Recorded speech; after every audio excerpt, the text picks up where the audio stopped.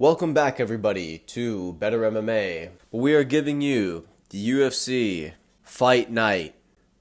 Aaron Blanchfield versus Manyon Fiorot. We are going to get into the picks of the card. We are going to get into the breakdown of the card. And we are going to get into the expectations that we have for these fights. And there are some really great fights on this card. I'm not going to lie. I have some higher expectations for this card than I did last card. And last card actually came through quite well. Bettrmma is the home of forward-thinking MMA fans. Think about it, guys. Ilia Topuria was fighting on UFC Fight Night cards before he became a champion. Cyril Gane was fighting on UFC Fight Night cards before he became a champion. You have to watch these fights to look for actual up-and-coming talented fighters. But let's get into these picks. Starting off with Angel Pacheco versus Caolan Louran. These guys are really bottom of the barrel. Angel Pacheco is making his debut. Interestingly enough, he's coming off of a loss on the Contender Series. I would expect Pacheco to be the hungrier dog in this fight. Looks like he's had some fights in LFA, NFC, CFFC, so some decent promotions that he's fought at in the past. Louran, of course, came up through the Cage Warriors circuit with a whole bunch of TKOs. So I don't know, maybe this Louran kid can spark Pacheco. In the spirit of Cameron Simon being the perfect example of another one of these undefeated prospects who gets into the UFC, first gets his first loss and then gets his second loss right after that. Louran is in this exact same situation. UK prospects or from that region of the world that get all these KOs or TKOs up in Cage Warriors, and it looks really great. And then right when they get to the UFC, they lose a decision to Taylor Lapalus. In the spirit of UFC contenders getting halted, I'm going to take Angel Pacheco by 3-round decision. Andre Petroski versus Jacob Malkoun. Simple as Andre Petroski is the better wrestler. I expect Petroski to not get knocked out and to take down and control Malkoun for the majority of this fight and to get himself a 3-round decision. I mean, he got finished in his last fight by Michel Pereira in the first round, which is not a good look, but it's a perfect style matchup for Pereira. To be fair to Petroski, boxing and striking is not his forte. He is a grappler. Simple as.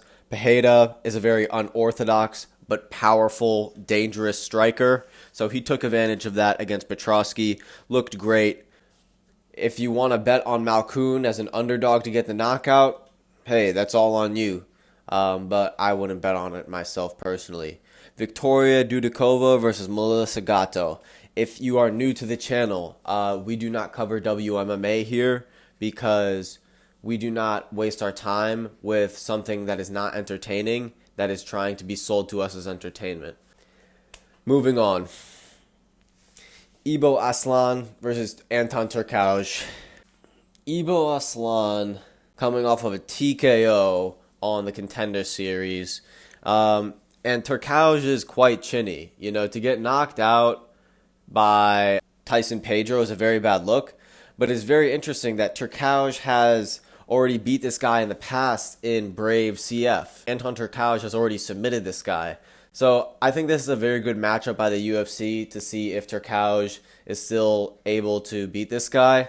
They obviously see Aslan as a hungry up-and-comer. I'm going to go Ibo Aslan in this fight. You know, I like Turkalj, the pleasure man. I'm going to be rooting for Turkalj because he's a character. I like the, one-liners that he brings to the press conferences. But I think Ibo Aslan is probably going to be the hungrier dog in this fight. So I'm going to go Ibo Aslan. Next one up. Dennis Bajilka versus Connor Matthews. Now, Connor Matthews, this guy not only looks like an NPC, but has the most NPC name of all time. He's from the New England Cartel, so you know he has a very limited game. 5'8" and a 71-inch reach is very good for the featherweight division. You have to give him that. Lost to Francis Marshall on the regional scene. Denis Bajulka is coming off of 2 straight losses. One to Jamal Emmers and then the other to Sean Woodson.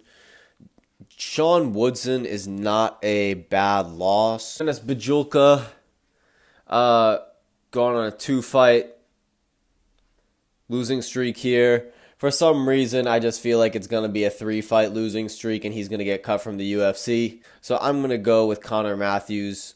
That's what my gut is telling me. Julio Arce versus Herbert Burns.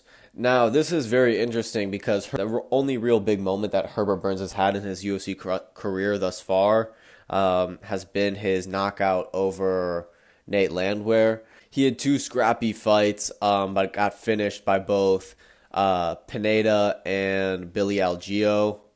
So not the worst guys to lose to, but these are seasoned gatekeeper vets.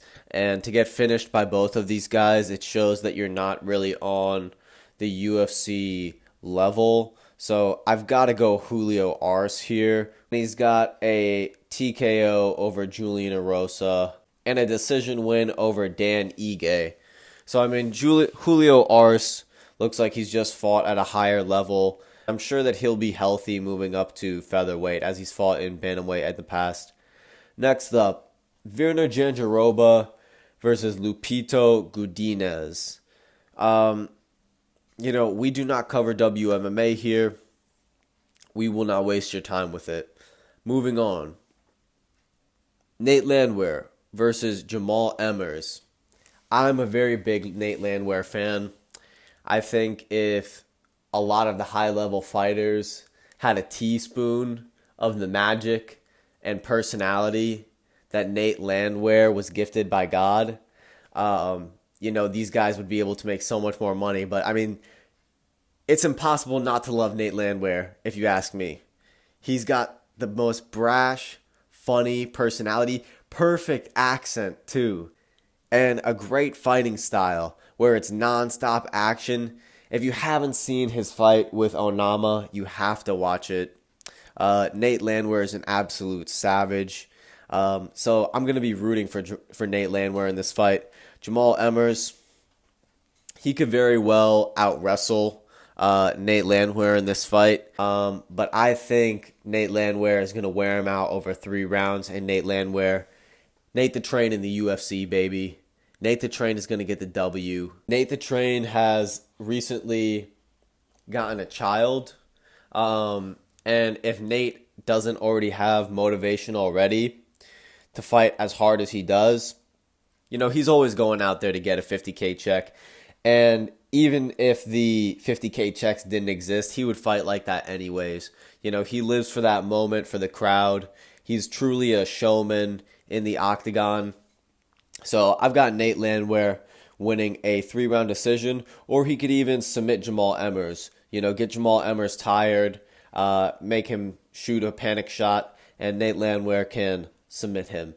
But Nate Landwehr is winning that fight. Chidi Njokuani versus Reese McKee opening up the main card. Now, I'm not really a fan of Reese McKee in general. I think he's built and low-key looks like Baby Groot in the face. I said that offhand in my video because I thought he really looked like a stick. But the more that I think about it, he actually looks like Baby Groot low-key. He's currently on a 3-fight losing streak in the UFC. So, I mean, he's just lucky to still be here with a fight. He lost for Angelusa, for Christ's sake. And we all know what Angelusa is made out of. He's made out of terry cloth. He's absolutely soft. Alex Morono, I think, is actually a decent fighter. But if Reese McKee was anything special, he would be getting past those 2 guys. He's going up against Chidi Njokuani, who in himself does not have the best UFC record, coming off of a 3-fight losing streak himself. So, I mean, this is just a battle of the 2 bums. He beat Todorovic, and he knocked out Barry Yu. So at the end of the day, Injukani has got that one punch changing knockout power. Either way, I think Injukani is going to be able to overpower Reese McKee, whether it's in the grappling or in the striking. Maybe Reese McKee is going to try and outpoint him from the distance, but I think Injukani either way is going to be able to hit him with big shots, close the distance and get a takedown. So Chidi Injukani is going to get the win here. Billy Algeo versus Kyle Nelson. I'm going to go with Billy Algeo. I don't think Kyle Nelson really brings anything to the table that Billy Algeo hasn't seen before. Algeo is 34, Nelson is 32. Algeo is the taller, more rangy fighter. I think he's just going to be able to work more at distance. Billy Algeo, surprisingly enough, for somebody with an 18-7 record, you wouldn't think that he actually has so many hidden techniques up his sleeve. But he actually does, and I think against a very basic guy like Kyle Nelson, he could be able to show those things off.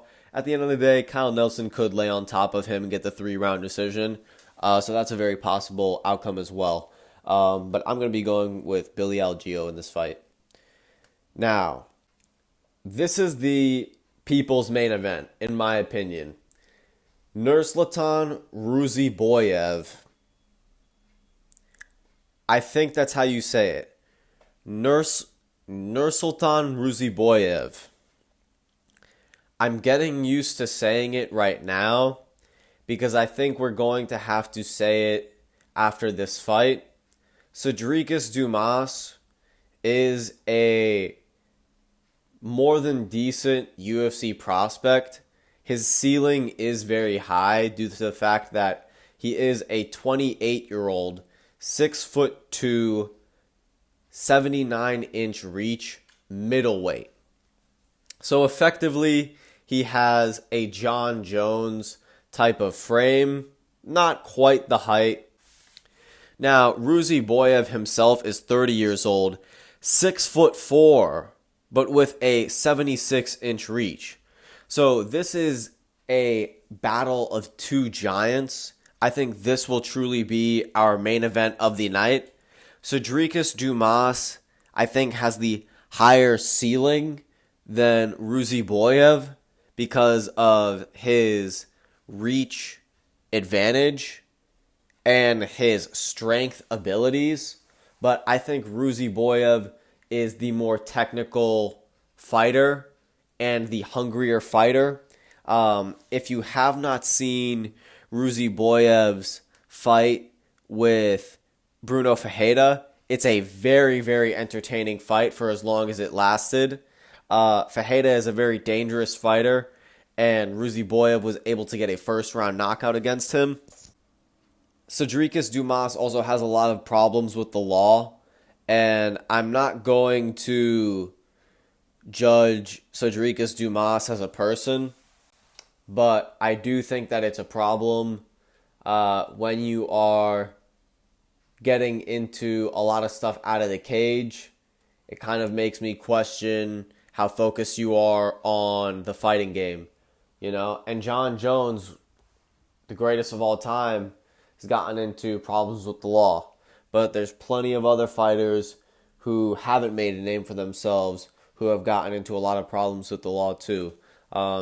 So I just think it's not a good look as a man for when you're getting into problems with the law. He's a grown-ass man. He shouldn't be getting involved with the law. He's 9-1. Ruziboyev is 33-8-2. He's the much more seasoned fighter. I got Ruziboyev. Moving on to Chris Weidman versus Bruno Silva. I've got Bruno Silva in this fight simply because I don't think it's a good idea for Chris Weidman to be coming out of retirement. Or I don't know if he officially retired already. I considered him retired in my head, though. Chris Weidman is 39 years old. Bruno Silva is 34. Now, in fighting years, that 5 years is more like 6 to 8 years. Chris Weidman's last fights have been a decision loss to Brad Tavares, where he got his leg absolutely mangled by Brad Tavares.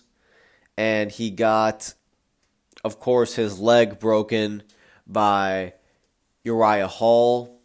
So a lot of damage he's faced in his last 2 fights. Before that, he's had a win over Omari Akhmedov. And what has Omari done in the UFC? Absolutely nothing. So that's not a very good win. And of course, before that, he's been knocked out by Reyes and Souza. So in his last 5 fights, he's gone 1-4 in his last 5 fights. Bruno Silva is coming off of a decision loss to Sharpudin Magomedov, a submission loss of Brendan Allen, and of course he got submitted in the 3rd round by Gerald Meerschaert after Gerald Meerschaert knocked him down on the feet. The legend Gerald Meerschaert, GM3. Silva is the hungrier fighter in this fight, and more importantly, he's in the greater physical prime of his life. He's going to be more fight ready on the night, and it will show as the rounds go on. So I've got Bruno Silva in this fight by decision or brutal knockout, and we see Chris Weidman retire. I think that's the most likely situation, is a Chris Weidman retirement. Now this, moving on up, Vicente Luque versus Joaquin Buckley. Vicente Luque, the silent assassin, king of violence, versus the loudmouth assassin, Joaquin Buckley. Now, I love Joaquin Buckley for his personality. I think he keeps it real. I think he's very funny. I like the way that he tries to build up his own fights. I like that he tries to keep his social media going, get a little bag on the side, do his thing, put some money in his pocket while he's in the UFC. He's an entertainer, and I appreciate that. Vicente Luque, though, I think is the more skilled, dangerous martial artist. I can't believe Vicente is only 32 years old because we've seen him in so many dogfights and so many wars throughout his career already. Vicente Luque is coming off of a decision win over Rafael dos Anjos, and before that, a brutal knockout against Jeff Neal and a horrible decision against Bilal Muhammad. Just a horrible fight. Disgusting. So I think it's time for Vicente Luque to keep himself on track here. I really like Vicente Luque's fighting style. It's a very classic Dutch kickboxing style where he walks forward with a high guard, rolls your punches off of his guard, looks for counter hooks off of your punches. He's a very, very dangerous welterweight fighter if you do not have a very strong chin and cannot throw heavy shots back at him. Joaquin Buckley can definitely throw heavy shots back at him. I don't know how well his chin will stand up, though. So I definitely see Vicente having a better jab, greater volume over the 3 rounds. But Joaquin Buckley can definitely rock Vicente Luque with some hard combinations as they get into this Dutch kickboxing style of jabbing, managing their distance from the outside, then getting into agreement of exchanging a 3-4 punch combination. Now, Joaquin Buckley's style is very, very open to those exchanges, and Joaquin will take those gambles every single time. So Vicente's fighting style is begging for him to get eventually hit with some craziness by Joaquin Buckley. So as much as I like Vicente Luque, I could see Joaquin Buckley getting a very big upset here and knocking out Vicente Luque. That's what my gut is telling me right now. I'm going to go Joaquin Buckley by TKO. And that will wrap up our night. Aaron Blanchfield versus Marion Fiorot. I think Aaron Blanchfield is a better grappler than Marion Fiorot. At least that's what I hear because I don't watch it. So I would say that by the rules of MMA math, the person that controls the grappling will control the fight. So I would take Aaron Blanchfield by this fight. I'm sorry for wasting your gentleman's time. Moving on. I want to give a big thanks to everybody who has been supporting the videos and for all the people who have been watching. I'm not sure if there's anybody who has been watching all of the videos that I've posted, or at least multiple of them.